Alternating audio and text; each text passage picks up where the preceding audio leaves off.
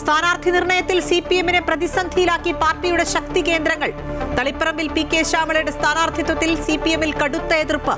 ആലപ്പുഴയിൽ G സുധാകരന്റെ നിലപാടും നിർണായകം.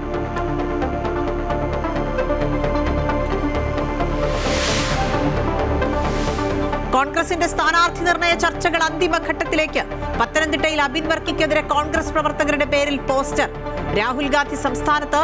പ്രതിപക്ഷ നേതാവ് VD സതീശിന്റെ പുതുയുഗ യാത്രയ്ക്ക് നാളെ തിരുവനന്തപുരത്ത് സമാപനം. ധർമ്മടത്ത് മെഗാ അദാലത്തുമായി BJP.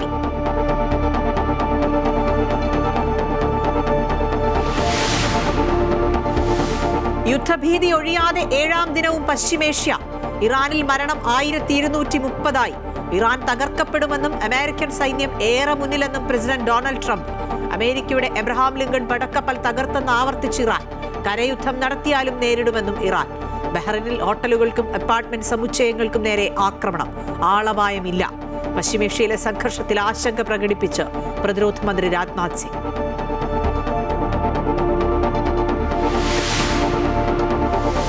കേരളത്തിന്റെ സ്വപ്ന പദ്ധതിയായ ആനക്കാംപൊയിൽ കള്ളാടി മേപ്പാടി തുരങ്കപാതയ്ക്കായുള്ള പാറ തുറക്കലിന് തുടക്കമായി. ആദ്യ ബ്ലാസ്റ്റിംഗ് മുഖ്യമന്ത്രി പിണറായി വിജയൻ ഉദ്ഘാടനം ചെയ്തു. വിവാദങ്ങളുണ്ടാക്കി വികസന പ്രവർത്തനങ്ങൾ തടസ്സപ്പെടുത്തുന്നവർക്കുള്ള മറുപടിയാണ് തുരങ്കപാതയുടെ ആദ്യ ബ്ലാസ്റ്റ് എന്ന് മന്ത്രി PA മുഹമ്മദ് റിയാസ്. വികസന പ്രവർത്തനങ്ങൾക്ക് രാഷ്ട്രീയമില്ലെന്ന് താമരശ്ശേരി രൂപതാ ബിഷപ്പ്.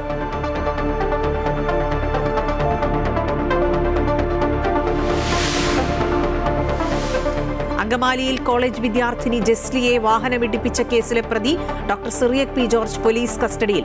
വാഗമൺ പോലീസ് പ്രതിയെ അങ്കമാലി പോലീസിന് കൈമാറും. പ്രതിയുടെ പിതാവ് ജോർജ് മാത്യുവും കസ്റ്റഡിയിൽ.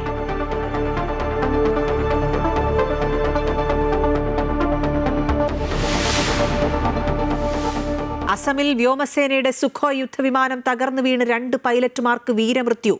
പരിശീലന പറക്കലിനിടെ തകർന്നു വീണ വിമാനത്തിന്റെ ഭാഗങ്ങൾ കർബി ആംഗ്ലോങ് മേഖലയിൽ കണ്ടെത്തി. ഉന്നതതല അന്വേഷണം പ്രഖ്യാപിച്ച് വ്യോമസേന.